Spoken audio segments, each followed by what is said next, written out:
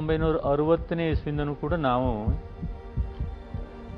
ದನಗಳನ್ನು ಸಾಕೋದು, ಎಮ್ಮೆಗಳನ್ನು ಸಾಕೋದು ನಮ್ಮಲ್ಲಿ ಮುಂಚೆಯಿಂದ ಇತ್ತು. ನನ್ನ ಹೆಸರು ದೊಡ್ಡಮಗೆ MC ರಂಗಸ್ವಾಮಿ ಅಂತ ಹೇಳಿ, ಹಾಸನ ಜಿಲ್ಲೆ ಅರಕಲಗೂಡು ತಾಲೂಕು ದೊಡ್ಡಮಗ್ಗೆ.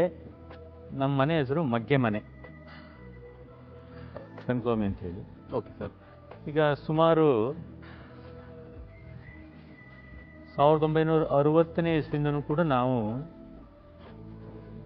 ದನಗಳನ್ನು ಸಾಕೋದು, ಎಮ್ಮೆಗಳನ್ನು ಸಾಕೋದು ನಮ್ಮಲ್ಲಿ ಮುಂಚೆಯಿಂದ ಇತ್ತು. ನಮಗೆ ತುಂಬ ಹೆಚ್ಚಿಗೆ ಜಮೀನು ಇದ್ದಿದ್ದರಿಂದ ಒಂದು 50-60 ಹಸು, ಎಮ್ಮೆ ಇದೆಲ್ಲ. ಅವಾಗೇನು ಈ ಕಮರ್ಷಿಯಲ್ ಡೈರಿ ಅಂತ ಏನು ನಡೀತಿರ್ಲಿಲ್ಲ, ಅಥವಾ ಹಾಲನ್ನು ಕರೆದು ನಾವು ಬೇರೆ ಕಡೆಗೆ ಕೊಡ್ತಿರ್ಲಿಲ್ಲ. ಅಲ್ಲಿ ನಮ್ಮೂರಲ್ಲಿ ಕೆಲವರು ಬೇಕಾದವ್ರು ಬಂದು ಮನೆ ಹತ್ರ ತಗೊಂಡು ಹೋಗೋರು ಹಾಲನ್ನು.